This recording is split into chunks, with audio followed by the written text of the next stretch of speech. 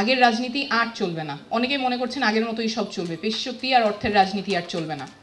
নতুন রাজনীতি হবে জবাবদিহিতার রাজনীতি, নতুন রাজনীতি হবে জনগণের সেবার রাজনীতি, যেখানে আসলেই ক্ষমতার জন্য নয় জনপ্রতিনিধি হওয়ার জন্য রাজনীতিতে মানুষ আসবেন। আমাদের সরকারের 3টা শাখা, এক্সিকিউটিভ, জুডিশিয়ারি, লেজিসলেচার, 3টা শাখাই প্রধানমন্ত্রী নিয়ন্ত্রণ করে, একটা অফিস থেকে নিয়ন্ত্রণ হয়।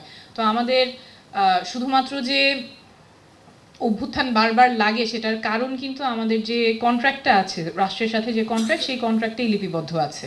3টা শাখার মধ্যে লেজিসলেচার অর্থাৎ আইনসভা, যেখানে জনগণ ভোট দিয়ে তাদের জনপ্রতিনিধি পাঠায় সংসদে। সেই সংসদ জনগণের কথা বলার কথা, কিন্তু সেই সংসদ তো জনগণের কথা বলতে পারে না, কারণ আর্টিকেল 70 দিয়ে তাদেরকে বাধা দেয়া আছে। জনপ্রতিনিধি হওয়ার বদলে তাদের হতে হয় দলের প্রতিনিধি। তারা জনগণের হয়ে কোনো বিলে ভোট দিতে পারবেন না, দলের হয়েই ভোট দিতে হবে, নাহলে এমপি পদ থাকবে না। তাহলে এই লেজিসলেচার বা এই আইনসভা তো জনপ্রতিনিধি হিসেবে কাজ করতে পারে না, দলের প্রতিনিধি হিসেবে কাজ করতে পারে। আবার আপনি যখন যাবেন, এটা গেল লেজিসলেচার, আপনি যখন যাবেন এক্সিকিউটিভের অনেক ব্রাঞ্চ আছে। সেখানে একটা যদি আমি ক্যাবিনেটের কথা বলি, ক্যাবিনেটকে জবাবদিহি কে করবে? ক্যাবিনেটকে জবাবদিহি করবে লেজিসলেচার, এটা আপনাদের সংবিধানেই আছে। সো তাহলে সেই ক্যাবিনেটকে যে জবাবদিহি করবে সেই লেজিসলেচারও আবার আর্টিকেল 70 দিয়ে বাধা। এই যে পুরো আমাদের যে ব্যবস্থা, যেখানে জনগণের কল্যাণে সরকারের কোনো শাখা কাজ করতে পারে না, প্রত্যেকটা শাখা রাজনীতিকরণ এবং কুক্ষিগত করা হয়, সেটার একটা বড় কারণ কেউ কাউকে জবাবদিহি করতে পারে না। ক্যাবিনেটের হেড ঠিক আছে, প্রাইম মিনিস্টার বাই ডেফিনিশন, কিন্তু প্রাইম মিনিস্টার যদি দুর্নীতি করে তাকে কে ধরবে? তার জবাবদিহিতা কে নিবে দুর্নীতি দমন কমিশন। কিন্তু সেই দুর্নীতি দমন কমিশনের যে কমিশনার, সে তার নিয়োগ কে দিবে? নিয়োগ দিবে president with the advice of the prime minister. এরকম নিয়ম থাকলে কিভাবে সে জবাবদিহিতা নিশ্চিত করবে? এটা তো এমন হয়ে গেল যে যেই পুলিশ ডাকাত ধরার কথা সেই পুলিশকে ডাকাতি নিয়োগ দিচ্ছে, তাহলে সে জবাবদিহিতা কিভাবে নিশ্চিত করবে?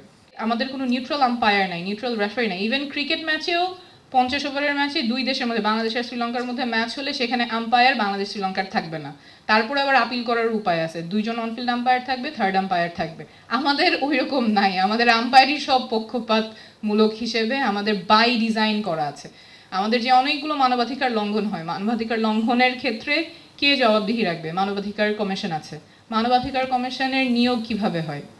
এটা আপনারা আমার চেয়ে অনেক ভালো জানেন, কিন্তু মানবাধিকার কমিশনের নিয়োগ দিবে আইনমন্ত্রী, বাছাই কমিটিতে থাকবে আইনমন্ত্রী, স্বরাষ্ট্রমন্ত্রী। ওনারা যদি মানবাধিকার লঙ্ঘন করেন, যেই কমিশনার তাদেরকে ধরার কথা, তাদেরকে জবাবদিহি করার কথা, তারাই তার নিয়োগকর্তা। যদি কোনো মন্ত্রী দুর্নীতি করে, যদি কোনো মন্ত্রী মানবাধিকার লঙ্ঘন করে, যদি প্রধানমন্ত্রী দুর্নীতি করে, তাকে ধরার উপায় কি? কে তার জবাবদিহিতা নিশ্চিত করবে?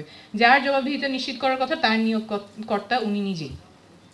জুডিশিয়ারি ক্ষেত্রেও চিফ জাস্টিস নিয়োগ দিবেন প্রেসিডেন্টকে নিয়োগ দিবে আবার এমপিজের আবার হাত পা বাঁধা। তাহলে প্রত্যেকটা রাষ্ট্রের প্রত্যেকটা শাখাই এক জায়গায় তাদের পাওয়ার কনসেন্ট্রেটেড। তাদের আর উপায় নাই যে প্রাইম মিনিস্টারকে অ্যাকাউন্টেবল করবে, প্রাইম মিনিস্টারকে জবাবদিহি রাখবে। প্রাইম মিনিস্টারের উপর প্রেসিডেন্ট আছেন, কিন্তু প্রেসিডেন্টও 2টা কাজ ছাড়া বাকি সব কিছু প্রাইম মিনিস্টারের উপদেশেই করতে হবে। তাহলে যদি আমাদের দেশের প্রাইম মিনিস্টার যদি দুর্নীতি করেন, যদি মানবাধিকার লঙ্ঘন করেন, যদি জনগণের পক্ষে কাজ না করেন, তাহলে তাকে সরানোর উপায় কি? সরানোর একমাত্র উপায় নির্বাচন, এবং সেই নির্বাচনগুলিও রিগড হয়। তত্ত্বাবধায়ক সরকারের যে পদ্ধতি সেটাও বারবার রিগড হয়। তাহলে আমরা তো এমন একটা সিস্টেমে আটকাই গেছি যে আমাদের যদি প্রাইম মিনিস্টার একজন দুর্নীতিবাজ হয়, একজন মানবাধিকার লঙ্ঘনকারী হয়, তাহলে তাকে সরানোর আর উপায় নাই। তখন মানুষকে রাস্তায় নামতে হবে, মানুষকে তখন তাদের যান জীবনের মায়া উপেক্ষা করে রাস্তায় নেমে তাকে উৎখাত করতে হবে, যেটা গত বছর জুলাই আগস্টে করতে হয়েছে।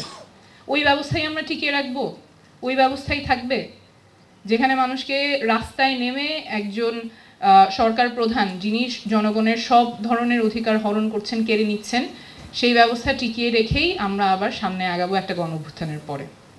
সেটার জন্য তো গণঅভ্যুত্থান হয় নাই।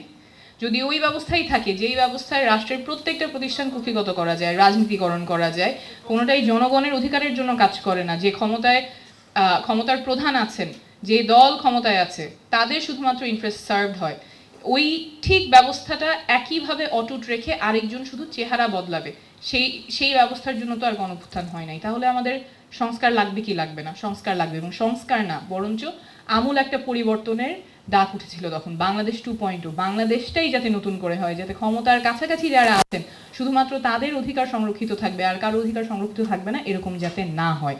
বারবার করে যে বলা হয় যে আমাদের আগের ব্যবস্থাই হবে, সংসদে গিয়েই পরিবর্তন হবে, আমার মনে হয় যারা এই সংস্কার প্রক্রিয়ায় বাধা দিচ্ছেন, এটা জনগণ মনে রাখবে। এবং যারা বাধা দিচ্ছেন তারা আগের ব্যবস্থাটাই যে টিকিয়ে রাখতে চাচ্ছেন, তখন আমাদের দেখতে হবে ওই ব্যবস্থার বেনিফিশিয়ারি কারা। আগের যে ব্যবস্থা, যেখানে ক্ষমতাটা কুক্ষিগত করা যায়, জনগণের থেকে অধিকার কেড়ে নেওয়া যায়, সেটার বেনিফিশিয়ারি কারা? রাজনীতিবিদরা, আমলারা এবং ক্ষমতার কাছাকাছি যারা থাকেন, বিজনেসম্যান, মিডিয়া, যারা ক্ষমতার কাছাকাছি থাকেন, যারা এই সিস্টেমের বেনিফিশিয়ারি হন, তারাই ওই ব্যবস্থাটাকে টিকিয়ে রাখার চেষ্টা করবেন। এবং এই ব্যবস্থাকে টিকিয়ে রাখার চেষ্টাটা জনগণ অবশ্যই মনে রাখবে এবং তাদেরকে জনগণ কাঠগড়ায় দাঁড়াবে।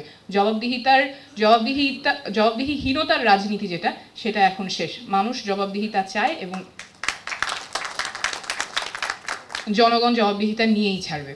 আমাদের আগের যে ব্যবস্থা, যেই ব্যবস্থায় শুধুমাত্র ক্ষমতার কাছাকাছি যারা আছেন তারাই সুবিধাভোগী হন, তাদের জন্যই সবগুলো অধিকার সংরক্ষিত থাকে, কথা বলার অধিকার, বাসস্থানের অধিকার, চিকিৎসা, যারা ক্ষমতার কাছাকাছি থাকেন তাদের জন্যই যেন রাষ্ট্রটা কাজ করে, আর বাকি জনগণের জন্য কাজ করে না, সেই রাজনীতি আর চলবে না।